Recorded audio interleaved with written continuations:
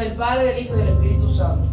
Jonás 1, capítulo 1, versículo 1 dice: Vino palabra de Jehová a Jonás, hijo de Amitai, diciendo: Levántate y ve a Nínive, aquella gran ciudad, y pregona contra ella, porque ha subido su maldad delante de mí. Y Jonás se levantó para huir de la presencia de Jehová a Tarsis. ¿A dónde? Y descendió a Jope.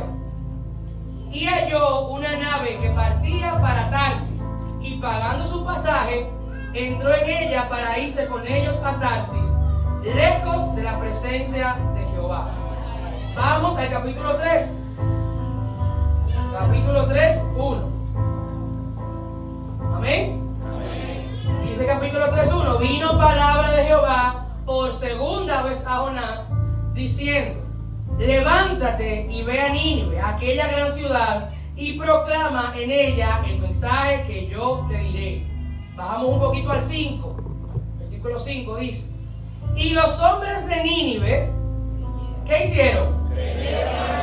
Creyeron en Dios y proclamaron ayuno y se vistieron de cilicio, desde el mayor hasta el menor de ellos.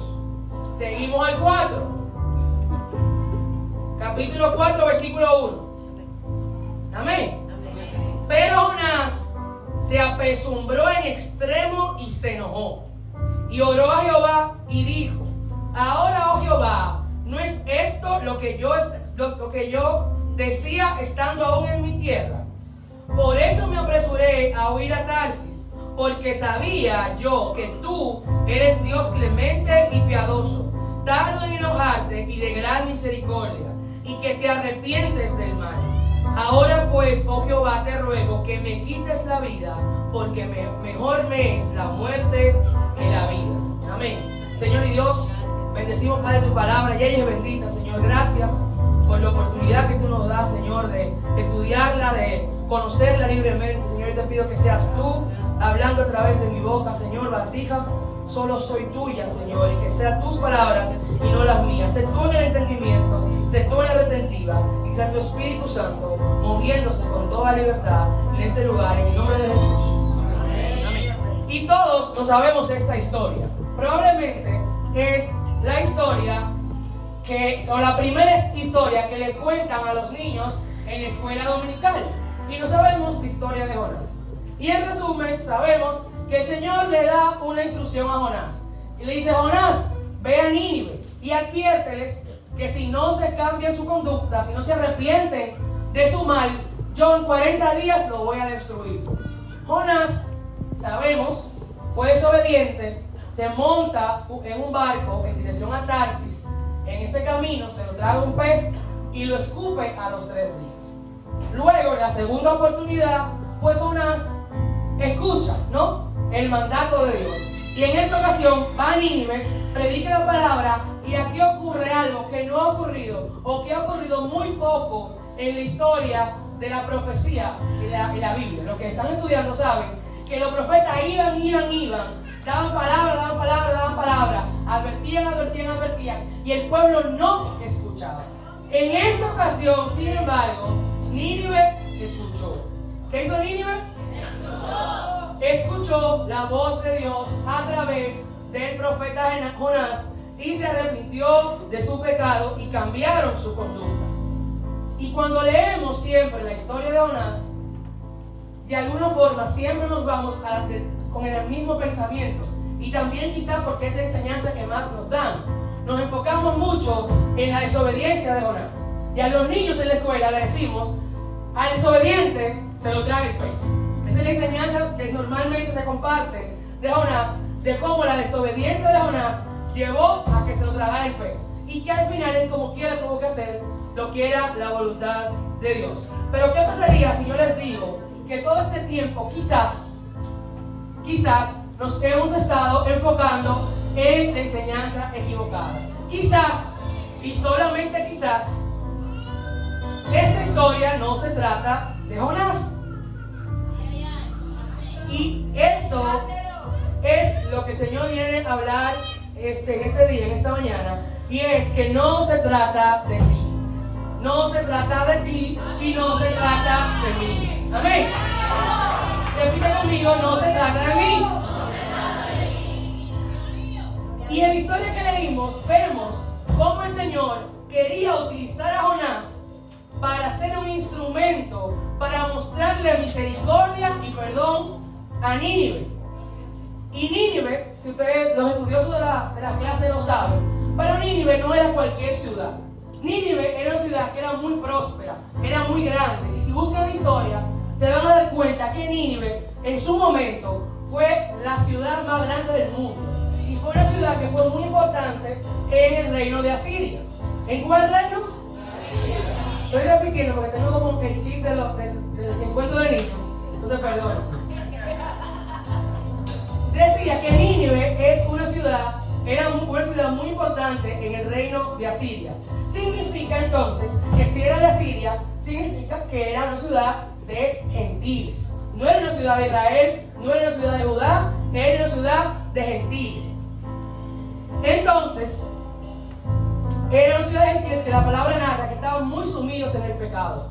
Probablemente en la idolatría, probablemente en el paganismo, probablemente en todas esas prácticas que las naciones paganas tendían a hacer. Y el Señor nos da como una mesa. Y vemos en una mesa que tiene dos puntas, ¿no? Una persona sentada aquí y otra persona sentada de frente. De un lado tenemos a un pueblo pagano o a un gentil, como pueblo individual.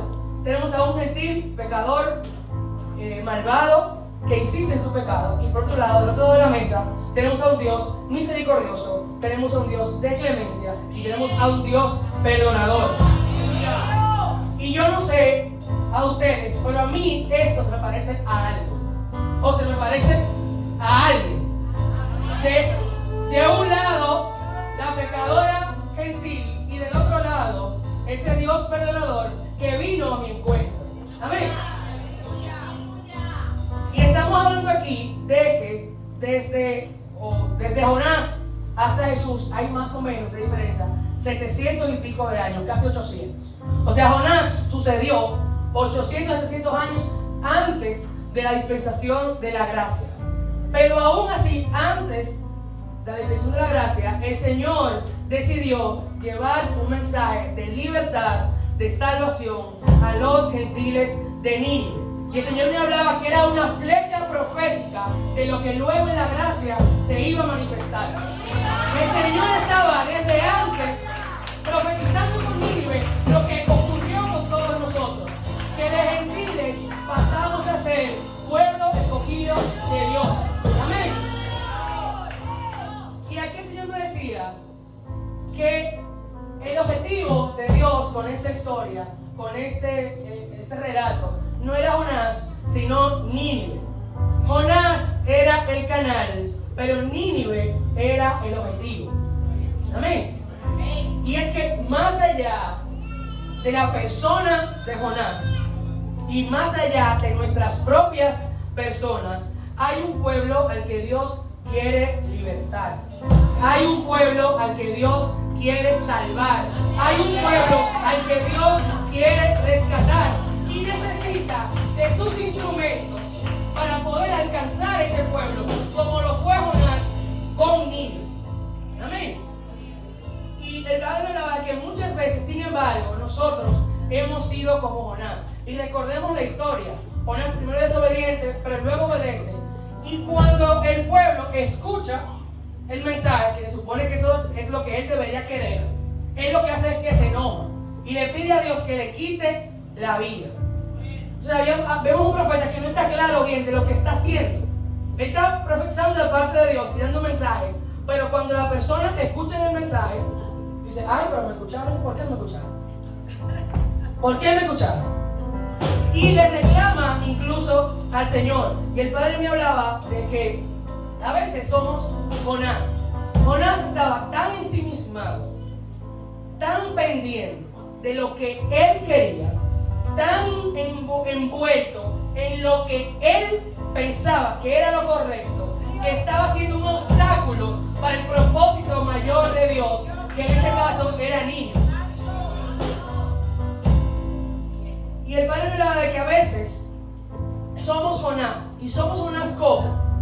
Somos Jonás cuando nuestros propios sueños, cuando nuestros propios deseos, cuando nuestro propio querer se interpone en lo que Dios va a hacer y en cómo Dios nos quiere usar como instrumentos. Porque por encima de nosotros hay un propósito mayor a nosotros, que es Cristo. Y el Padre me hablaba, gloria a Dios, es probable.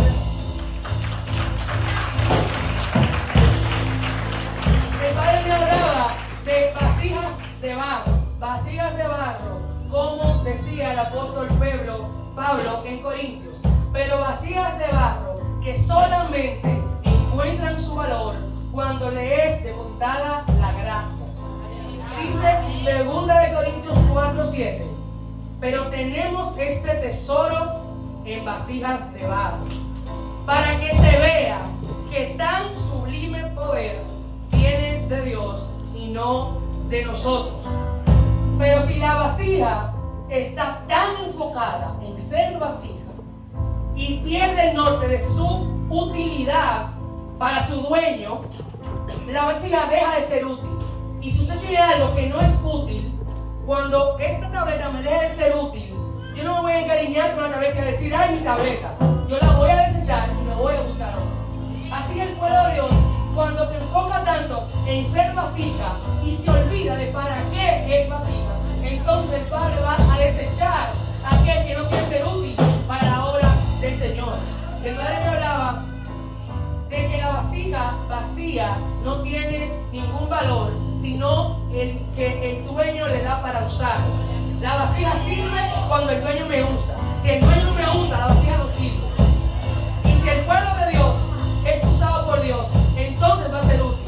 Pero cuando el pueblo de Dios no quiere ser usado por Dios, para la redundancia, pues se va a convertir en una vasija inútil que finalmente va a ser desechada. Amén.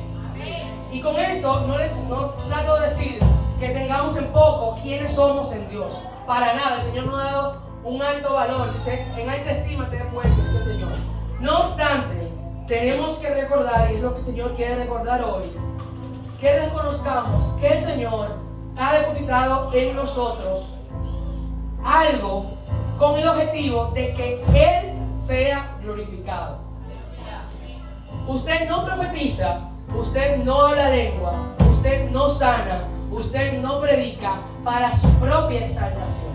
Usted hace todo lo que hace para que Él sea glorificado. Porque no se trata de mí y se trata de usted, se trata de Él. No se trataba de Jonás, se trataba de lo que Dios quería hacer con Nínive. Pero Jonás no lo entendió y quiso interponerse en el propósito de Dios. Y por eso el Señor hoy te dice, deja de interponerme en lo que yo quiero hacer a través de ti. Y el Padre me dice textual, quítate de en medio, porque lo que yo quiero hacer es a través de ti y no para ti. Aunque con eso tú seas bendecido. Lo que yo quiero hacer es a través de ti, pero no es para ti. Y esto es para los servidores de la casa. Esto es para los que ya tienen un nivel. El Señor, todo lo que tú haces para el Señor, no es para ti. Es para que a través de ti el objetivo mayor se alcance.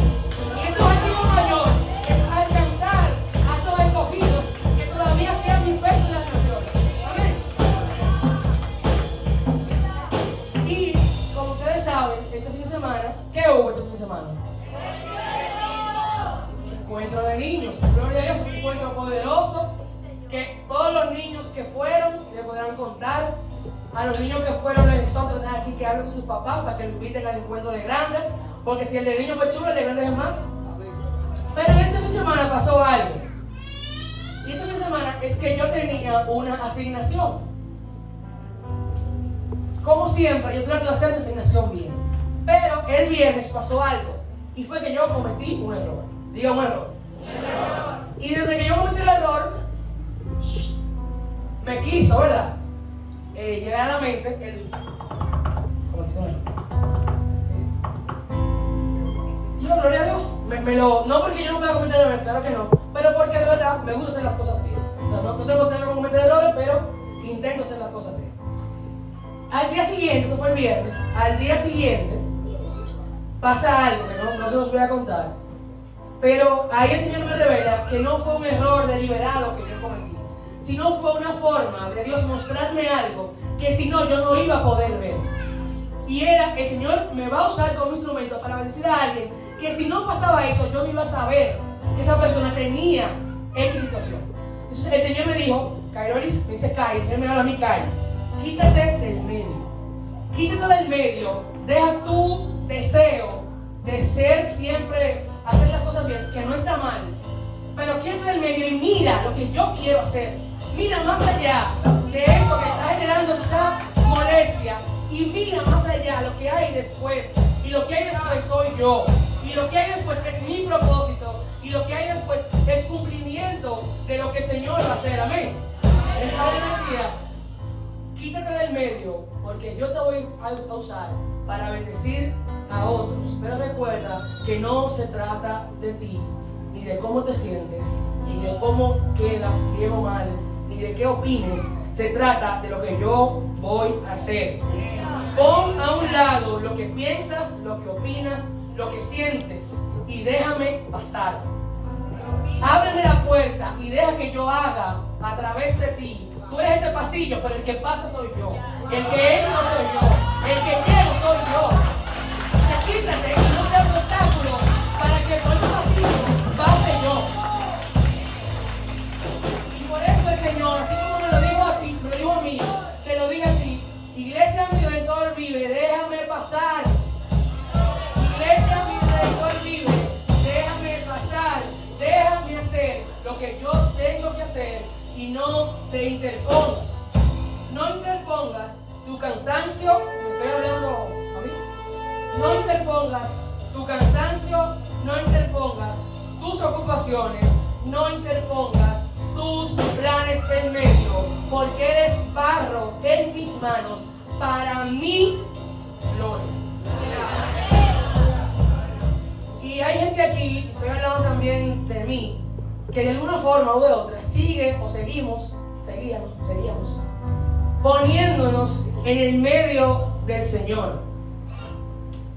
Seguíamos saboteando lo que el Señor quería hacer en nosotros, a través de nosotros, para nuestra familia. Nadie dice, Señor me hace verte a ti. El Señor dice, quédate en medio y deja que yo haga a través de ti. Ábreme la puerta y muévete, que yo voy a hacer a través de ti, para tu familia y para los tuyos. Amén. El Padre me hablaba de que a veces nos saboteamos, no necesariamente por maldad, o sea, no adrede, sino muchas veces por miedo.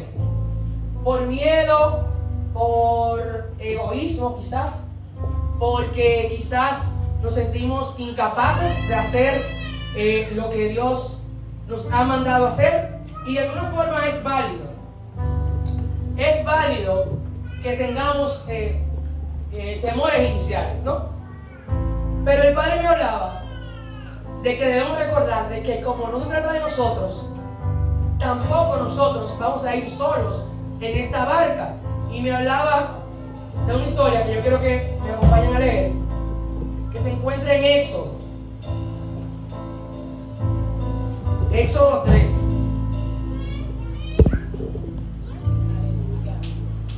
¿Me dicen amén? Éxodo 3, igual como hicimos con Jonás, vamos a estar pasándonos por algunos versículos que yo lo voy a indicar. Éxodo 3.1, amén. Al principio de la Biblia, segundo libro. Dice Éxodo 3.1: apacentando Moisés las ovejas de su suegro, de Yetro su suegro, sacerdote de Madián, llevó las ovejas a través del desierto y llegó hasta Horeb, monte de Dios. Y se le apareció el ángel de Jehová en una llama de fuego en medio de una zarza. Y él miró y vio que la zarza ardía en fuego y la zarza no se consumía. Vamos al 7. Amén. 7 dice: luego dijo Jehová: bien he visto la aflicción de mi pueblo que está en Egipto, y he oído su clamor a causa de sus extractores, pues he conocido sus angustias, y he descendido para librarlos de mano de los egipcios y sacarlos de aquella tierra a una tierra buena y ancha, a tierra que fluye leche y miel, a los lugares del cananeo, del eteo, del amorreo, del fereceo, del heveo y del jebuseo. Vamos al 10, el mismo capítulo 3. Ven por tanto ahora, y te enviaré a Faraón para que saques de Egipto a mi pueblo, los hijos de Israel. Entonces Moisés respondió a Dios: ¿quién soy yo para que vaya a Faraón y saque de Egipto a los hijos de Israel? Y él le respondió: ve, porque yo estaré contigo, y esto será por señal de lo que yo te he enviado. Cuando hayas sacado de Egipto al pueblo, serviréis a Dios en este mundo. Vámonos al capítulo 4, Éxodo 4, versículo 10.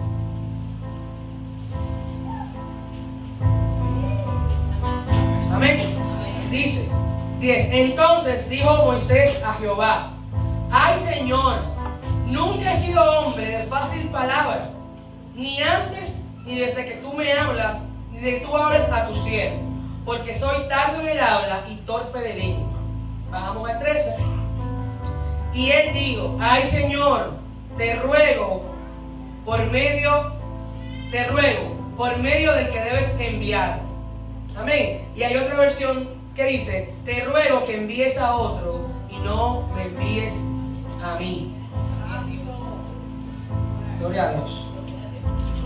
Y en la historia que acabamos de leer, también la conocemos todos, el Señor mismo se le presenta a Moisés. Se le presenta cara a cara. De la poca persona, creo que la única, que ve el Señor cara a cara es Moisés, en forma de una zarza. Dice la palabra, una zarza ardiendo que no se apagaba. Y el Señor le dice a Moisés, se le presenta como el gran yo soy. En versículos anteriores dice: si me preguntan quién tú eres, ¿qué digo? Y el Señor le dice: diles que yo soy. Que el yo soy te envía. Y vemos a un pueblo que tenía años y años, después de Josué, años y años, de José, perdón, siendo esclavo de Egipto. Años y años en opresión, años y años en esclavitud. Y la esclavitud no es que estoy trabajando, es esclavitud real, es violencia, es opresión, y aquí el Señor les viene con la noticia, con la gran noticia de que vine a liberarlos. Me han hablado de ustedes, que ustedes son mi pueblo y he venido a liberarlos. Y los voy a colocar en una tierra que fluye la leche y la miel. Pero Moisés, diga ay, ay, ay. Moisés, en lugar de reconocer a Dios, en lugar de reconocer el momento histórico, profético que él estaba viviendo, en lugar de decir, llegó Dios a libertar a su pueblo, Moisés estaba pensando si él sabía hablar o no. El Señor viene a libertar al pueblo de Israel, que por años y años ha sido esclavo, y Moisés está pensando, pero yo no sé hablar.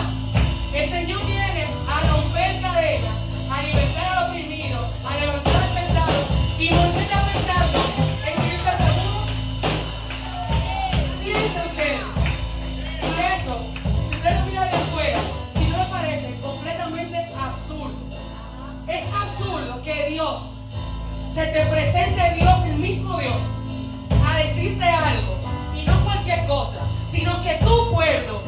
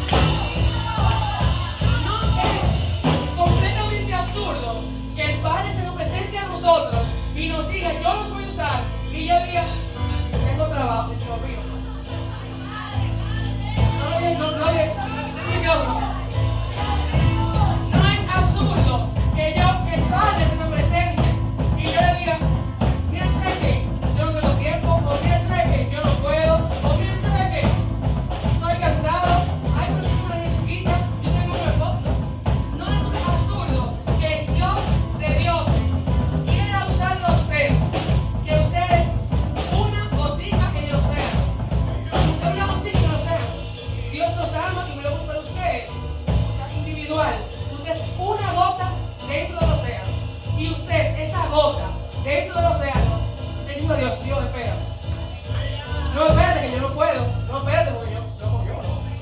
La botica en el océano le está diciendo al creador del océano, poniendo excusas al creador del océano. Y yo pregunto, no es.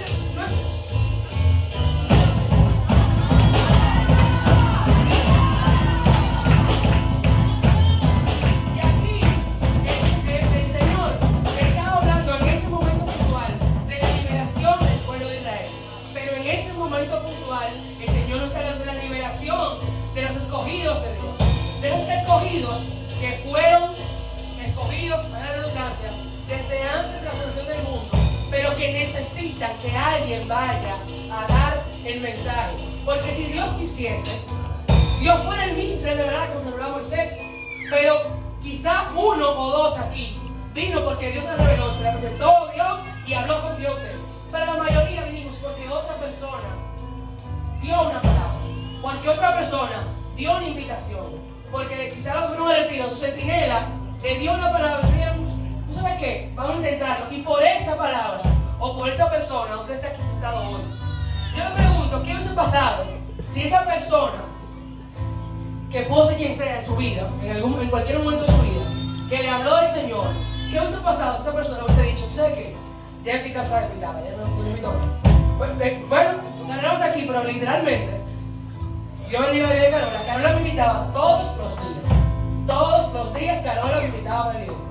Y recuerdo, Carola, que no está aquí, me invitaba todos los días para la iglesia. Yo todos los días decía, no quiero, no puedo, voy para la playa. Literalmente, siempre, porque era domingo, y el domingo, pero no, la playa domingo. Y, gloria a Dios. Sí, gloria a Dios, yo vivo en playa. Y Carola, un día, me recuerdo como hoy, Carola me anotaba, ella tenía un cuaderno de ayunos y ella me anotaba en ese cuaderno de ayunos. No di todos los días, pero ese día me anotó. Y yo había cometido un error en el trabajo. Cometí un error que dije, bueno, me votaron. En esta vuelta me votaron, yo voy a renunciar cuando yo renuncie al trabajo. Y yo camino al tribunal, soy abogada, para quien no lo sabe, camino al tribunal a ver qué yo iba a hacer con el error que cometí. Le digo, Señor, si tú me sacas de eso, o sea, no había forma de que me sacara de eso. O sea, el que estaba hecho. O sea, el manso estaba ahí, no había forma. Pero yo digo, Señor, si tú hay forma que tú me saques de esto, yo le voy a decir que sí a Carola hoy. Yo bendiga a Carola. Aquí está otro también, que está ahí por la hermana Carola. Por Dios, por la hermana Carola. Y efectivamente llego al tribunal con mi maco en la mano. Y cuando reviso, le pedí no sé qué, mi error está ahí, pero no se ve. O sea, no está transparentado que yo cometí el error. Quien buscara no iba a saber que yo cometí el error, aunque yo sí lo sé. Y eso es lo único que podía pasar, que yo ni siquiera sabía que podía pasar, pero pasó. Mi error fue, como dice, echado al fondo del mar. Y yo tengo una foto por ahí, que te la he enseñado alguna vez. Tengo una foto por ahí que yo llamo a Carola. Antes de yo ir, me acuerdo, perdón, que ella me dijo, yo me voy corriendo, yo no sé qué pasó. Trabajamos juntos en ese momento. No, ¿qué pasó esto? Cometí error, que no sé qué, que bueno, no sé, me voy a buscar, no sé qué. Y me dice, no, le vamos a orar. Oramos, yo me voy. Cuando yo regreso al tribunal, camino, en la guagua ahí, la llamo, dice, ¿qué pasó? Le digo, fulana, tú no sabes, tal cosa. Gloria a Dios. Y le digo yo, bueno, mira, yo no te lo dije, pero yo camino al tribunal, le dije a Dios algo. Y yo le dije que si el Señor me sacaba de este problema, yo iba a irse contigo el domingo. Éramos, Carol y yo, en otro momento, 2 lloronas, éramos. Y ella me manda una fotico de su cuaderno de ayuno y me dice ella, hoy, yo puse mi cuaderno de ayuno, Señor, que caiga y me diga que sí cuando yo le invite a la iglesia. Y me manda la fotico. Yo sabía, estaba Carol y yo, toma Magdalena a llorar. Y efectivamente yo vengo a la iglesia el domingo, me acuerdo con usted, donde está la hermana Virginia. Y cada vez que esa batería, dele cruz, dale cruz un poco, dale duro, varón, no así te le da. Cada vez que vaya así, cada vez que sonamos, lo que hay lo mismo.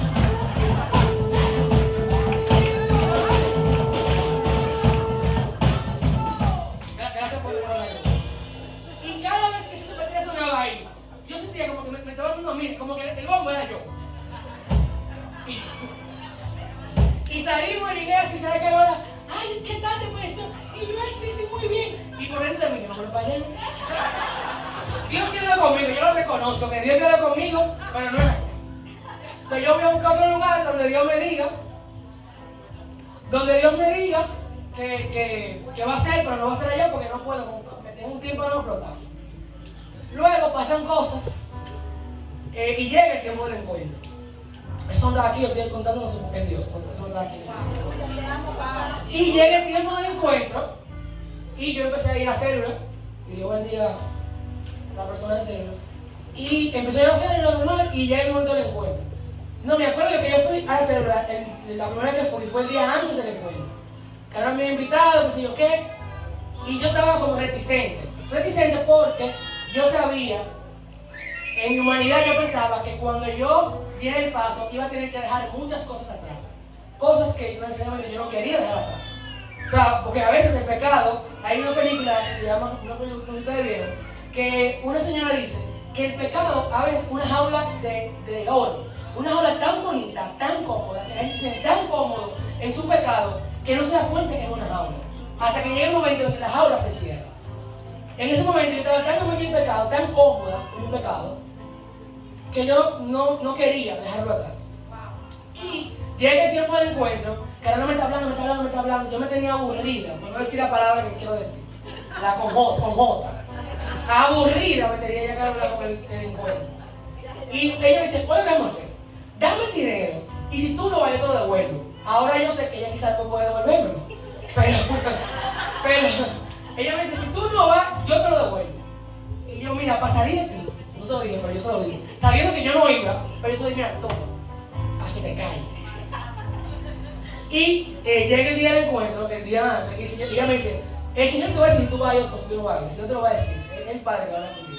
Me acuerdo que vi en Instagram una foto de una persona que yo no sigo, que no tiene nada que ver con mi Instagram, y la veo, y la foto dice, Jesús vale todo lo que tú tienes miedo a perder. O sea, era una cosa que yo dije, bueno, yo, no, Señor, si así siento, bueno, efectivamente, te lo mandó Carola, le digo, bueno, pues nada, me llevo el bulto mañana. Eso fue voy a hacerlo un miércoles, el jueves, no sé qué, y ya el viernes vamos al encuentro. Y ya el resto, pues es historia, porque estoy aquí parado, ¿no? Entonces, no sé por qué estoy hablando de todo esto, pero todo esto me hacía incluso pensar, y todo lo que estamos hablando y lo que estamos compartiendo esta jornada, me hacía pensar en algo que me pasó de manera personal. Y era que yo sentía, como quizás sintió Moisés, porque lo que pasó con Moisés es que tenía miedo. ¿Amén? Gloria a Dios. Moisés no era por mal, sino que tenía miedo, se sentía incapaz, porque él era tartamudo. La palabra es tartamudo, pero dice lento de habla y torpe de lengua, que muchos piensan que es tartamudo. Dice, ¿cómo yo, un tartamudo, voy a poder ir a hablar con el faraón, que era en ese momento el hombre más importante del mundo, dije para que libere el pueblo? ¿Y quién soy yo para decirle al faraón que libere el pueblo? Y el Señor me hacía pensar en mí mismo. Me hacía pensar, porque hace poco tiempo comentaba con alguien y me quebrantaba y le decía, yo me siento completamente incapaz de lidiar con lo que el Señor me está poniendo en la mano. Era algo muy puntual. Yo me siento completamente incapaz y me siento frustrada por ser incapaz de lidiar con lo que Dios me está poniendo en la mano. Y ahí el Señor me hablaba, y en ese momento el Espíritu me hablaba de que ese era precisamente el punto. El punto es que tú seas incapaz, porque el que es capaz es Jehová.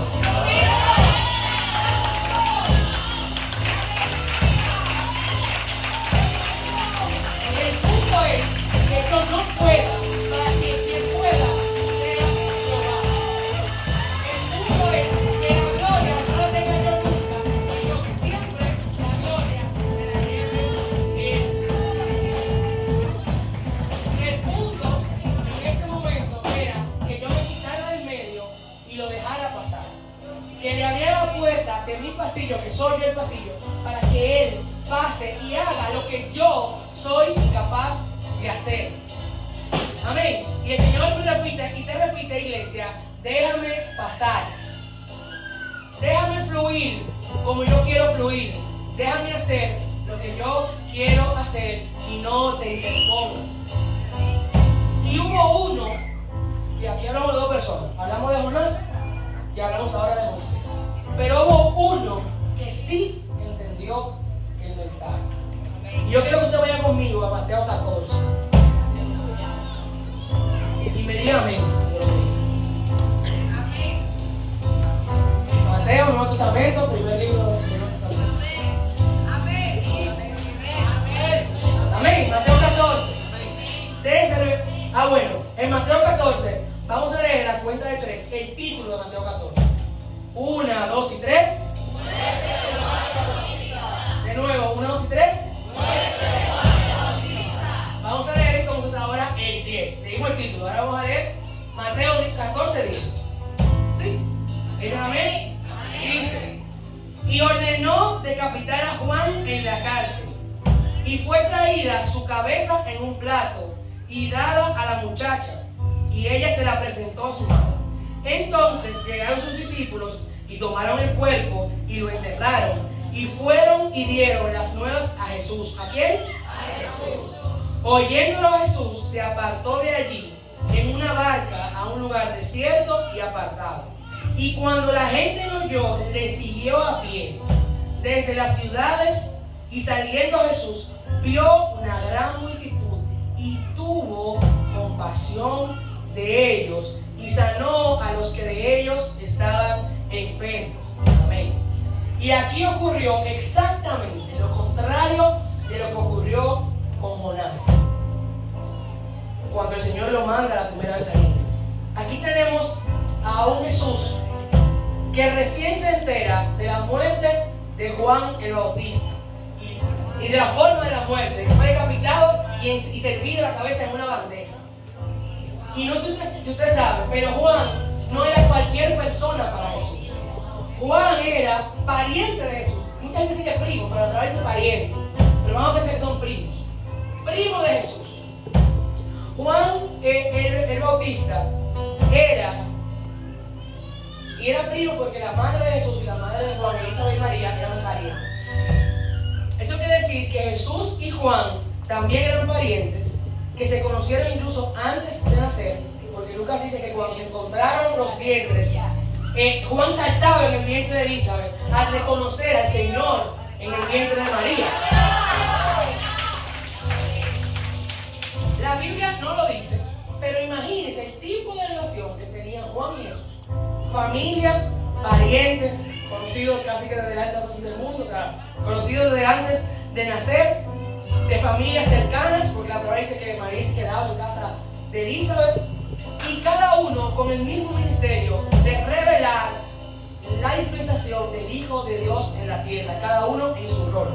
Entonces estamos hablando de que Juan fue esa voz que clamaba en el desierto, que llegaba el Cordero de Dios a libertar al mundo. O sea que Juan no era cualquier persona para eso. Probablemente ellos tenían un vínculo fuertísimo. Eran familia y eran compañeros de ministerio, cada quien con su diferente rol. Amén. Y no, la Biblia no dice cómo se sintió Jesús, pero sí hay un indicio en la Biblia. Porque la palabra dice, la palabra que leímos, que Jesús se apartó. Dice que cuando Jesús se enteró de la muerte, se montó en una barca y se fue a un lugar desierto apartado. O sea que probablemente se estaba triste, porque recordemos que Jesús era hombre completamente. Y probablemente esa muerte le afligió a Jesús.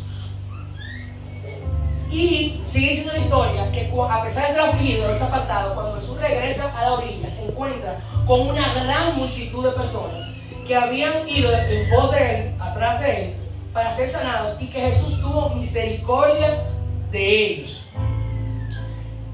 Y Jesús, seguro, con una gran tristeza en su corazón por la muerte de su pariente y de su amigo, cuando vio la multitud, en vez de ponerse él en primer lugar, decidió poner su propósito en primer lugar. Él estaba de luto, o sea, era válido que Jesús en ese momento dijera: mira, hoy no. Era válido, era entendible, nadie iba a... Se le acaba de morir una persona cercana a Jesús, que era cercana a su corazón. Y era válido que en ese momento, válido para el hombre, era válido que en ese momento, él dijera: mira, hoy no. Hoy yo necesito estar apartado porque yo me siento triste, o porque yo me siento de esta forma. Porque la palabra no dice tristeza en la Biblia. Pero Jesús, en lugar de pensar en en sus pensamientos, en lugar de pensar en sus dolores, en lugar de pensar en su cansancio, dice la palabra que tuvo misericordia y se dejó a sí mismo de lado para que pasara el que tenía que pasar. ¿Están aquí? No se distraen, no se distraen. Jesús, en lugar de ponerse a él primero y sus sentimientos, abrió la puerta y dejó que pasara el que tenía que pasar, que era el Dios de la gloria, Jehová Rafa, que iba a sanar a esa multitud. Y el Padre hablaba de que él dejó de lado su humanidad y le dio prioridad a su objetivo. ¿Y sabe cómo se llama eso? En este caso, amor. Esto se llama amor. Amor es poner al Señor primero. Amor es tener el plan de salvación como una prioridad para mi vida. Amor es eso que mostró Jesús en el Getsemaní, en el medio del quebranto, queriendo hacer otra cosa y diciendo: Señor, pero que se haga tu voluntad. Ese amor con el que el Señor nos amó primero es ese mismo amor que el Señor ahora requiere de nosotros. Requiere de nosotros para con Él y requiere de nosotros para con los demás. Amén. Y es ese amor que nos sacó un día del lado cenagoso y que ahora nos demanda que seamos instrumentos para que saquemos a otros del lado cenagoso. Y ese amor va a requerir en muchos momentos que mi persona quede en un segundo plano. Va a requerir, y cuando yo le pensaba en esto, yo me hacía recordar de la pastora, con respeto, porque lo voy a decir porque ya lo he dicho aquí públicamente, de que tuve un familiar que falleció en un momento. Y fue un momento en que ya tenía que venir a ministrar a la iglesia. Y la pastora válidamente podía, y yo creo que nadie aquí se hubiese, pero ella puede decir: mira, yo hoy me quedo, yo hoy no puedo, porque estoy en una situación que es real, es material. Pero la pastora cuenta que ella, a pesar de eso, le dio prioridad a su objetivo. Y el Padre está demandando de esta iglesia que le demos prioridad a nuestro objetivo. Que le demos prioridad a nuestro objetivo. Nuestro objetivo no es ser profeta. Nuestro objetivo no es ser evangelista. Nuestro objetivo no es hablar lengua. Nuestro objetivo es ganar almas. Que a través de eso otras personas sean edificadas para que lleguen al camino del Señor. Nuestro objetivo es que nuestra familia llegue al camino del Señor. Mi objetivo no es hacerme rico. Mi objetivo tiene que ser que lo que Dios me dio, otra persona pueda ser beneficiada. Que otra persona pueda ver a Dios, el amor a través de mí. Y si yo no tengo eso como objetivo, estoy siendo una vasija de barro y luz. Y el Padre me hablaba que estoy siendo usurpadora de una gloria que no me corresponde. Cuando yo tengo y tomo lo que Dios me da para mí, pensando que es para mí, pensando que es para mi beneficio, pensando que es para mi beneficio, estoy usurpando una gloria que solamente le corresponde a Él. Y ese es el momento, iglesia, de que usted se ponga a pensar: ¿a qué usted viene aquí? ¿A qué usted viene aquí? Usted viene a sentarse en la silla por costumbre, porque es mi rutina, porque hoy yo vengo aquí a hacer algo. Hoy yo vengo aquí a provocar algo. Hoy yo vengo aquí a hacer diferente para que otros se diferencien. ¿A qué que yo vengo aquí?